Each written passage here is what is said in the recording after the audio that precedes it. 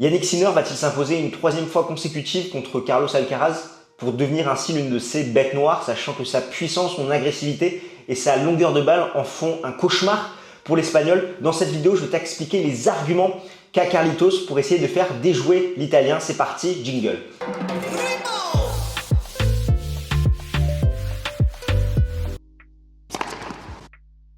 On commence tout de suite par Carlos Alcaraz, 47 victoires, 9 défaites en 2022, 4 titres, Miami, Madrid, Rio et Barcelone sur dur, 18 victoires, 4 défaites. Son parcours pour celui-ci en quart de finale, c'est Baez, Coria, Brooksby, Silic. Il a passé 10h50 sur les cours, a concédé 2 sets.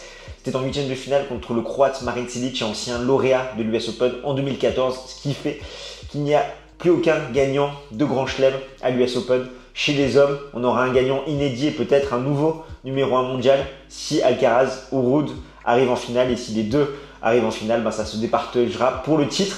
Donc Alcaraz, il est à la recherche d'un renouveau après un premier semestre énorme en 2022, comme je te le disais, 4 titres où vraiment il a surpris tout le monde avec son jeu complet. Le fait qu'il soit très puissant du fond du court, qu'il a un très bon coup droit, solide côté revers, une bonne palette de variations avec le slice, les amortis, le fait qu'il puisse terminer le point au filet. Et son second semestre, ça a été beaucoup plus compliqué parce que ses adversaires savaient à quoi s'attendre. Il était beaucoup plus lisible et beaucoup l'ont mis en difficulté, notamment sur ses services à la relance. Si ses adversaires arrivaient à lire son service, sa seconde kické, je pense, qu'ils arrivaient à trouver de la profondeur, ça empêchait Alcaraz de mettre en place son service plus sain et il commettait beaucoup plus de fautes parce que c'est un joueur très complet. Il a pas une, ni deux, ni trois, mais 40 options pour gagner un point. Et le problème, quand tu as trop d'options pour gagner le point, c'est que tu ne sais pas vraiment comment le terminer. Tu as du mal à trouver un tennis pourcentage, un tennis efficace, efficient. Tu t'égares un petit peu, ce qui fait que tu peux avoir tendance à surjouer, à faire les mauvais choix et à aller à la faute. C'était exactement ce qu'Alcaraz a traversé un petit peu après Roland Garros, où il y a eu ces petites désillusions en Grand Chelem contre Zverev à Roland, contre Sinner à Wim et contre Berrettini en début d'année à l'Open d'Australie, où il a besoin de passer ce palier des quarts de finale. Là, on rajoute une petite pression, sachant que s'il va en finale et en fonction des performances de Ruud, il pourrait terminer ce tournoi à la place de numéro 1 mondial. Et il s'est retrouvé un petit peu quand même à l'US Open parce qu'il n'avait pas eu une préparation idéale avec des défaites contre Tommy Paul, contre Cameron Norrie. Et là, petit à petit, il est monté en puissance. Il a fait un premier tour contre Baez où l'Argentin a abandonné, où il a commis un petit peu trop de déchets, je trouve, face à la puissance de son adversaire, qui l'a fait reculer, qui l'a entraîné à la faute, notamment côté coup droit. Il a corrigé le tir contre Coria, même si Federico Coria, ce n'est pas forcément la référence sur dur.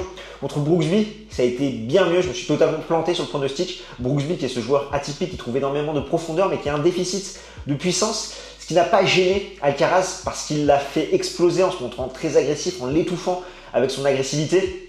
Même si Brooksby a mené 3-0 dans le troisième set et derrière, l'Espagnol s'est fâché, a mis 6 jeux d'affilée. Et son match référence peut-être, c'est celui contre Marin Cilic en 5-7 où il s'impose 6-4, 3-6, 6-4, 4-6, 6-3, alors que le Croate avait le break dans le cinquième set et finalement l'Espagnol est revenu. On a eu une performance assez moyenne de Marin Cilic au service, on sait que c'est son point fort, seulement 51% de première balle, 14 aces, 13 double fautes.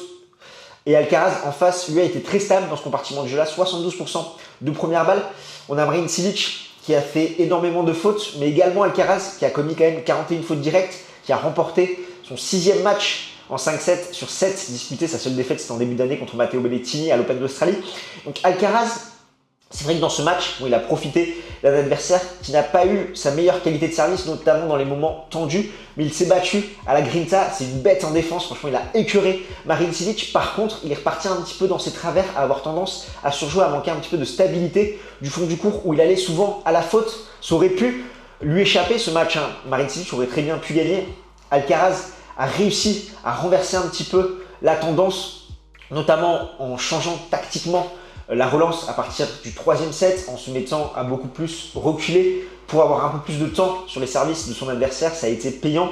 Cilic qui a un petit peu cafouillé, qui avait du mal à garder la balle dans le court, et Alcaraz qui te remettait une balle supplémentaire, ça l'entraînait forcément à la faute. Par contre, Alcaraz, comme un peu à l'image de son premier match, il a déployé un tennis agressif, mais beaucoup de déchets, et il devra faire attention pour la suite, en tout cas s'il veut passer ce cap des quarts de finale. Sachant que c'est là qu'il a fait son premier résultat en majeur à l'US Open, où il avait fait un quart de finale, et physiquement, il avait dû abandonner contre Félix Auger-Aliassime. Au fait, si ce contenu te plaît, nous c'est Games Talk et on aide les passionnés de tennis comme toi à décrypter l'actualité de la petite balle jaune. Alors, si c'est quelque chose qui t'intéresse, n'hésite pas à smatcher le bouton pour t'abonner. Yannick Sinner, c'est 40 victoires, 12 défaites en 2022, un titre à Omag sur dur, 21 victoires, 6 défaites. Pour celui-ci en quart de finale, il est venu à bout de Altmaier, Eubanks, Nakashima ainsi qu'Ivashka. Il a passé 12 heures et 50 minutes sur des cours à concéder en tout 5 sets. Donc c'est vrai que l'Italien est en pleine progression cette année 2022. Récemment, il a eu Darren Cahill dans son staff et on voit vraiment l'amélioration que ça lui apporte, cette stabilité qu'il a au niveau de son jeu. Au niveau du service, toujours en progression par rapport à ce qu'il a montré en 2021, il avait changé son geste au service. On sent que ça commence à payer sur ses 3 premiers matchs. À chaque fois, il a servi plus de 10 aces. Une moins bonne performance quand même contre Ivashka. Du fond du court, il a toujours cette agressivité et cette longueur, cette profondeur qui arrive à faire mal à ses adversaires, que ce soit côté coup droit et surtout côté revers, ce qui le rend très menaçant à la relance.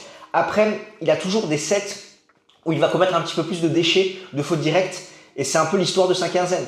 Parce qu'il a lâché 5 sets à chaque fois, presque dans chacun de ses tours, hormis contre Eubanks.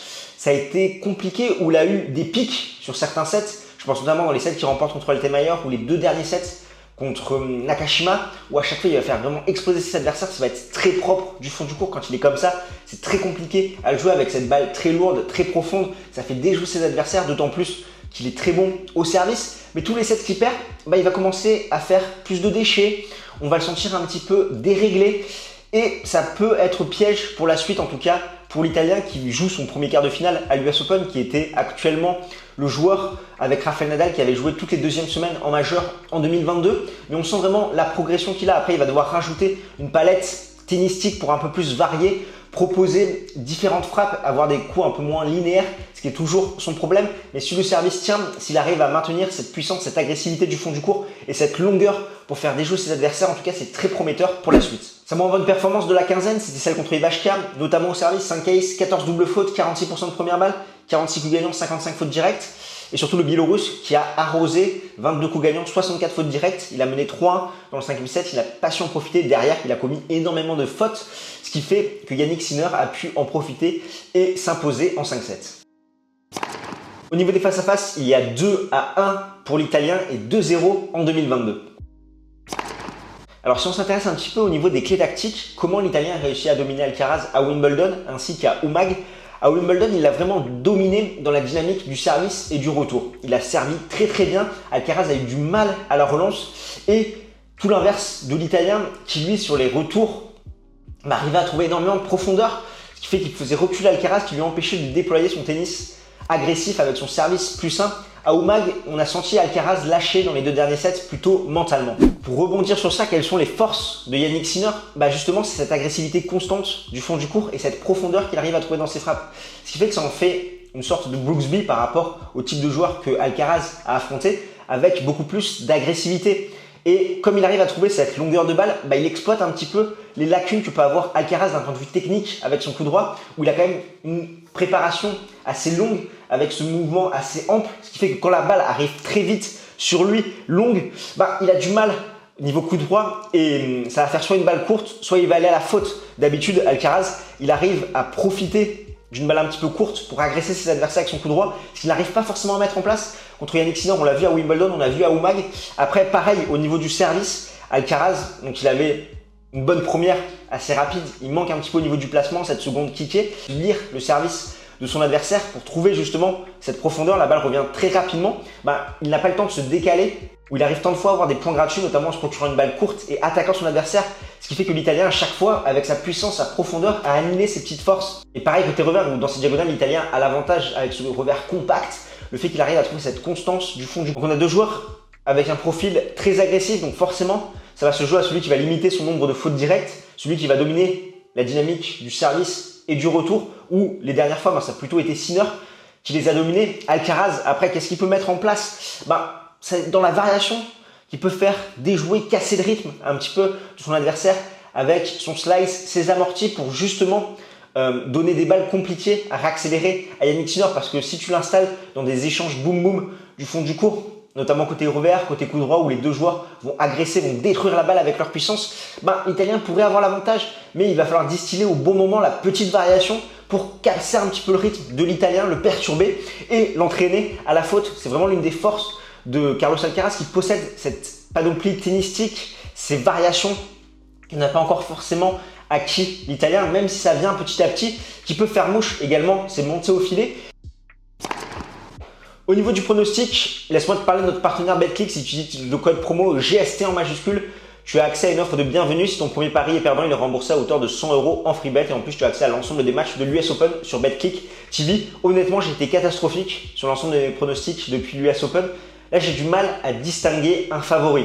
Sinner a forcément l'avantage des dernières rencontres, d'autant plus que Alcaraz va avoir la pression de cette place de numéro 1 mondial, où il doit rallier au moins la finale, s'il ne veut pas que ce soit Nadal ou Casper Ruud qui l'est. Et Sinner, il peut surfer sur cette confiance de ces 2 derniers matchs par rapport à ce qu'il a montré, cette agressivité, cette longueur de balle. Alcaraz a été quand même peut-être plus rassurant sur cette US Open, donc c'est pas évident de dégager un favori. Je vais faire un pronostic audacieux. Je vais aller un petit peu à contre-courant et je vois une victoire de Carlos Alcaraz en 5-7 contre l'Italien. Si tu veux poursuivre l'échange avec Games Time Talk, je te redirige vers la vidéo où tu peux tenter de gagner la raquette de Daniil Medvedev. Le tirage au sort est à la fin de l'US Open. Nous on se retrouve très vite. Ciao ciao.